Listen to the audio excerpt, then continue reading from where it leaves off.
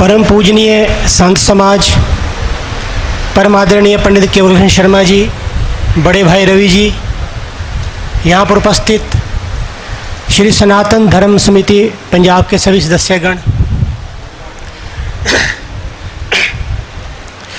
भगवान श्री कृष्ण ने भगवत गीता में कहा है कि जब जब धर्म की हानि होती है तब तब मैं आता हूँ, पापियों के संहार के लिए मैं आता हूँ, सज्जनों के उद्धार के लिए मैं आता हूँ, धर्म की पुनर्स्थापना के लिए मैं आता हूँ। यदा यदा ही धर्मस्य ग्लानिर्भवति भारत अभ्युत्थानम धर्मस्य तदात्मनं सृजाम्यहम् परित्राणाय साधूनां विनाशाय च दुष्कृतां धर्म संस्थापनार्थाय संभवामि युगे युगे। और गीता का वचन सत्य है। समय समय पर इस संसार में, इस धरती पर ऐसी महान आत्माएं अवतरित होती हैं जिन्हें हम अवतार, संत, महात्मा या समाज सुधारक कहते हैं। यह समाज परिवर्तनशील है। ये सभी अपने अपने समय की शंकाओं का समाधान करने के लिए आते हैं, क्योंकि समाज की शंकाएं सदा एक सी नहीं रहती। इसी कारण एक सुधारक की वाणी दूसरे सुधारक की वाणी से भिन्न होती है।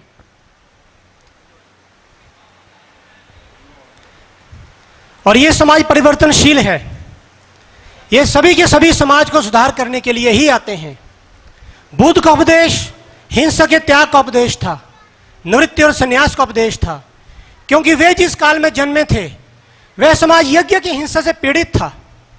इसी प्रकार शंकराचार्य ने निराकार ब्रह्म और मायावाद को प्रमुखता देकर यह सिद्ध किया कि शून्यता का सिद्धांत भी सनातन धर्म का ही एक अंग है। फिर रामानुज और वल्लभादि आचार्य फिर से साकार ईश्वर की ओर इसलिए चले गए क्योंकि निराकार और निर्गुण के प्रति जनता में उत्साह नहीं था और ना ही भक्ति का ज्वार उठता था। और फिर श्री गुरु नानक देव जी महाराज और संत कबीरदास फिर से निराकार की ओर इसलिए चले गए क्योंकि अब भारत में इस्लाम का आगमन हो चुका था और इन महान पुरुषों ने देखा कि निर्गुण और निराकार की उपासना के माध्यम से ही भारतवासियों और इनमें पारस्परिक दूरी को कम किया जा सकता है।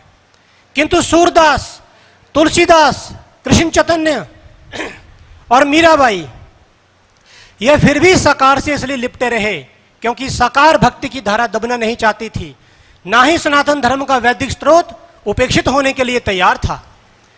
19वीं शताब्दी तक जितने भी शांति सुधारक आए उनका एकमात्र विषय धर्म था, क्योंकि धर्म ही तत्कालीन समाज की प्रमुख सांस्कृतिक धारा थी। किंतु 19वीं शताब्दी आते आते समस्या का स्वरूप परिवर्तित हो गया और जो धर्म पहले अपने आप में पूर्ण समझा जाता था उसे अब सामाजिकता की कसौटी पर कसा जाने लगा। भारत में यूरोपीय ज्ञान के आगमन के साथ साथ भारतीय सांस्कृतिक परंपराओं की जो आलोचना चलने लगी उसका कारण यह नहीं था कि पश्चिम की परंपराएं हमसे श्रेष्ठ थी या हम में को त्रुटि थी। उस आलोचना को बल इस बात से मिल रहा था कि पाश्चात्य संस्कृति चाहे जैसी भी रही हो, किंतु यूरोप और अमेरिका का समाज भारतीय समाज की तुलना में अधिक जागृत, अधिक कर्मठ, अधिक उन्नत और उदार था। भारत यूरोप के साथ आने वाले धर्म से नहीं डरा, भय उसे उनकी टेक्नोलॉजी को देखकर हुआ, उनकी बुद्धिवादिता, साहस और कर्मठता से हुआ। इसलिए भारत में जितने भी सांस्कृतिक आंदोलन चले उनका उद्देश्य अपनी परंपराओं का त्याग नहीं बल्कि पाश्चात्य श्रेष्ठताओं के साथ उनका सामंजस्य बिठाना था। यूरोप के आदि भौतिक उत्थान के पश्चात विश्व में ईसाइयों की संख्या बहुत अधिक बढ़ गई है। निर्धन के कान का सच्चा सोना भी संदेह से देखा जाता है, किंतु धनवान के गले में यदि कोई पीतल भी डाल दे कोई उसे पीतल समझने का साहस नहीं करेगा। प्रतापी यूरोपीय जातियों का धर्म होने के कारण विश्व में ईसाई मत का प्रताप बहुत अधिक चमक उठा और जहां कहीं भी यूरोप के व्यापारी और विजेता गए वहां के सभ्य और अर्ध सभ्य जातियों ने अनेक प्रकार के प्रभाव में आकर ईसाई मत को स्वीकार कर लिया। केवल भारत ही ऐसा देश निकला जहां पर ईसाईयत उतनी प्रगति नहीं कर सकी जितनी की उसकी संभावना थी, और यह स्वाभाविक भी था क्योंकि भारत को नया देश तो था नहीं जिसकी सभ्यता कोई 1500 वर्ष की वस्तु हो। यहाँ की सभ्यता कम से कम 20,000 वर्ष भी अत्यधिक प्राचीन है, और जितना धार्मिक संस्कार अनेक अन्य देशों के लोग जीवन भर की साधना से प्राप्त कर पाते हैं उतना तो यहाँ के अशिक्षित व्यक्ति को बहुधा पैतृक उत्तराधिकार में आप प्राप्त हो जाता है। बाहरी चमक दमक का भारतवासियों के हृदय पर कोई असर नहीं पड़ता। वैभव विलास के अनेक दृश्य यह देश देख चुका है। अनेकों बार यहां पर वैभव के सूर्य उगे हैं और अनेकों बार वे अस्त हुए हैं, और प्रत्येक बार भारतवासियों को यही दिखाई पड़ा कि बाहरी चमक दमक मिथ्या है। जीवन जिसे खोज रहा है, मनुष्य जिसको पाकर शांति लाभ करता है, वह पदार्थ रुपयों के हुड़दंग में नहीं, व्यक्ति के शील में छिपा हुआ है, और ऐसी अनुभवी जाति को कभी कोई अधिक प्रभावित नहीं कर सकता। और यही कारण है कि यूरोप के अधीन रहने के पश्चात भी भारत पर उसका प्रभाव एक सीमा से अधिक नहीं पड़ा। भारत का यह स्वभाव है कि वह चुनौतियों और कठिनाइयों के अभाव में सो जाता है। निद्रा उसकी तब टूटती है जब उस पर कुठाराघात किया जाए, और यही हुआ। आधुनिक यूरोप की टकराहट से भारत की ऊँघती हुई बूढ़ी सभ्यता उठ खड़ी हुई और नए जगत के साथ सामंजस्य बिठाने में हम जुट गए। जहां तक आधुनिकता का प्रश्न है, भारत को आधुनिक बनना ही पड़ेगा, और आधुनिक बनने से हमारी भारतीयता नष्ट नहीं होने वाली। धोती कुर्तादि वस्त्र मात्र चिन्ह है। भारत की जो आत्मा है, भारत का जो सच्चा धर्म है, वह वस्त्रों में निवास नहीं करता, उसका निवास भारतवासियों के हृदय में है, चिंतन की पद्धति में है, जीवन को देखने वाली उसकी दृष्टि में है। और यदि जीवन को देखने वाली हमारी यह दृष्टि बच गई तो हम पाश्चात्य जगत की श्रेष्ठ परंपराओं के साथ भारतीय संस्कृति की श्रेष्ठ परंपराओं को एकाकार करने में समर्थ हो जाएंगे। अदृश्य पर चिंतन करने से दर्शन उत्पन्न हुआ था, और दृश्य पर चिंतन करते करते विज्ञान का उदय हुआ। प्राचीन सभ्यता कल्पना और विचार के संयोग से बनी थी। नया जगत विज्ञान और टेक्नोलॉजी से बना है। टेक्नोलॉजी के अभाव की पूर्ति प्राचीन जगत ने आदर्शों से युक्त वातावरण की रचना करके की थी। तब मनुष्य सुखी कम किंतु संतुष्ट अधिक था। प्रकृति को जीतने के स्थान पर उसको स्वयं को जीतने की चिंता थी। जब यह जगत अंधियारा था तो आसमान साफ था। आज जगत प्रकाश में है तो आसमान धुंधला गया है। पहले मनुष्य को सत्य वहां भी दिखाई पड़ता था जहां सचमुच उसका वास नहीं था, किंतु आज जो सत्य है उस पर भी मनुष्य का विश्वास टिकता हुआ दिखाई नहीं देता।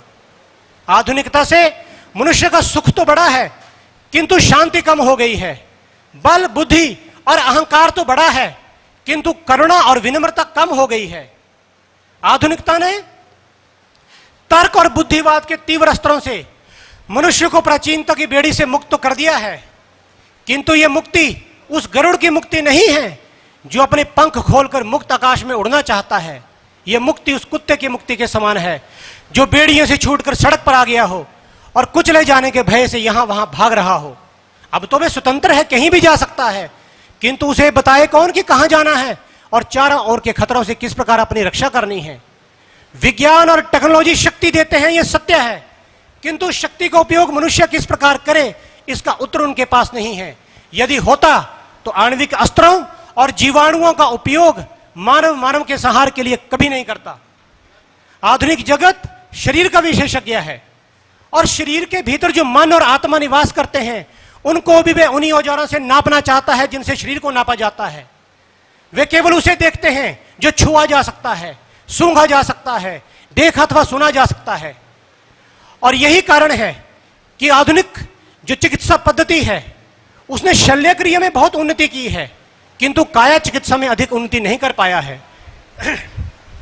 आज हैजा, कालाजार, तपेदिक, मलेरिया आदि रोग उन्मूलित हो चुके हैं। शल्य क्रियाओं से अधिक रोगों का निदान होता है, किंतु अब उन्माद, तनाव और अवसाद अधिक होने लगा है। रक्तचाप, मधुमेह और हृदय के रोगियों की संख्या बढ़ती जा रही है। विज्ञान को तो किसी ऐसी विद्या की खोज करनी चाहिए जो मन अथवा आत्मा से उठने वाले रोगों का भी निदान कर सके, क्योंकि मनुष्य केवल शरीर नहीं है, वह मन भी है, आत्मा भी है, और रोग तो सब जगह होते हैं। आधुनिक जगत यदि मनुष्य को केवल मात्र शरीर समझता है तो भारत का इस बात से सख्त विरोध है, क्योंकि हम शरीर और आत्मा दोनों ही के अस्तित्व में विश्वास करते हैं। इसलिए जहां तक आधुनिक जगत के औद्योगिक, सामाजिक, प्रवृत्ति मूलक और पुरुषार्थ बोधक पक्ष हैं उनको हम स्वीकार करेंगे। हम विज्ञान और टेक्नोलॉजी की उपयोगिता को भी स्वीकार करते हैं, किंतु उनको स्वीकार करने के साथ साथ हमें इस बात का भी ध्यान रखना है कि हम जो नया जगत बनाए वह प्राचीन और मध्यकालीन जगत से सचमुच ही श्रेष्ठ हो। वह केवल भोग विलास और स्वतंत्रता की दृष्टि से ही श्रेष्ठ ना हो, बल्कि उसमें संतोष और शांति का भी प्राचुर्य हो। अदृश्य के प्रति आस्था और परलोक के अस्तित्व में विश्वास भारतीय सृष्टि बोध का मूल है। मूल में यही विश्वास भारत का अटल मौलिक विश्वास है, और भारत में धर्म और नैतिकता का विकास भी इसी विश्वास के अधीन हुआ है। इसलिए प्रश्न ये नहीं है कि आधुनिक बनने के लिए भारत को कितना परिवर्तित होना पड़ेगा। प्रश्न ये है कि क्या आधुनिक जगत के आक्रमण से प्राचीन जगत के इस विचार की रक्षा की जा सकती है कि नहीं, कि सब कुछ यहीं समाप्त नहीं हो जाता। कुछ वस्तुएं ऐसी भी हैं जो मृत्यु के पश्चात भी शेष रहती हैं, जहां तक विज्ञान के औजार नहीं पहुंच सकते, जो परे और इंद्रिय के पहुंच से पार हैं। भारत की कठिनाई यह है कि समस्त प्राचीन जगत की लड़ाई वे अकेला लड़ रहा है। जब से विज्ञान और टेक्नोलॉजी का प्रभाव बढ़ा है, तब से सभी देशों में अतीत और वर्तमान के बीच में युद्ध छिड़ गया है और लगभग सभी देशों में अतीत परास्त हो चुका है। केवल भारत ही ऐसा देश है जिसका अतीत आज भी पूरी शक्ति से संघर्ष कर रहा है, और पूरा विश्व जो भारत की ओर एक अस्पष्ट आशा भरी दृष्टि से देख रहा है, उसका कारण भी भारत की यही अतीत प्रियता है। किंतु नए ज्ञान के प्रति भारत सदा उदार रहा है। नई परंपराओं, नई विचारधाराओं और नई संस्कृतियों को अपनाकर भारत भी परिवर्तित होता रहा है। किंतु वह जितना ही परिवर्तित होता है, उतना ही अपने आत्म स्वरूप के अधिक पास पहुंच जाता है। जो परिवर्तन धीरे धीरे आए उसे सुधार कहते हैं, और जो एकाएक आए उसे क्रांति कहते हैं। पार्श्वनाथ और वर्धमान महावीर ने भारतीय समाज में जो भी सुधार किए, वे चुपचाप, धीरे धीरे और शांतिपूर्वक आए। ठीक ऐसा ही सुधार गौतम बुद्ध और उनके अनुयायियों ने किया, यथेष्ट कोलाहल के साथ। इन सबके परिणाम स्वरूप भारत परिवर्तित भी हुआ है, किंतु वह इतना भी परिवर्तित नहीं हुआ कि उसका आज का स्वरूप बुद्ध के पहले के स्वरूप से बिल्कुल भिन्न हो जाए। आज से 5000 वर्ष पूर्व भारतीय समाज का जो स्वरूप था, उसका स्वरूप आज भी लगभग वैसा ही है। इस बीच मिस्र, मेसोपोटामिया और यूनान में भी प्राचीन सभ्यताएं उठी थी, किंतु काल ने उन्हें ध्वस्त कर दिया। केवल भारत ही ऐसा देश है जिसका अतीत निरंतर वर्तमान की पीढ़ी पर सवार होकर भविष्य की ओर अग्रसर रहता है। वह कल भी जीवित था, आज भी जीवित है और भविष्य में भी जीवित रहेगा। यूनानो, मिस्र, रोमा सब मिट गए जहां से, अब तक मगर है बाकी नामो निशान हमारा। कुछ बात है कि हस्ती मिटती नहीं हमारी, सदियों रहा है दुश्मन दौरे जमा हमारा। यही विशेषता भारत का अपना गुण है, और इसी गुण के कारण लोग हमसे यह आशा करते हैं कि परिवर्तित होने के पश्चात भी भारत भारत ही रहेगा। और स्वामी विवेकानंद ने भी कहा है कि पश्चिम के साथ हमें विनिमय करना है। हम उनसे विज्ञान और टेक्नोलॉजी की शिक्षा लेंगे, बदले में हम उन्हें धर्म और अध्यात्म की शिक्षा देंगे, क्योंकि विश्व सभ्यता भी अधूरी है और पूर्ण होने के लिए वह भारत की राह देख रही है। वह भारत की उस आध्यात्मिक शक्ति की प्रतीक्षा में है जो पतन, गंदगी और भ्रष्टाचार के होते हुए भी भारत के हृदय में अक्षुण है।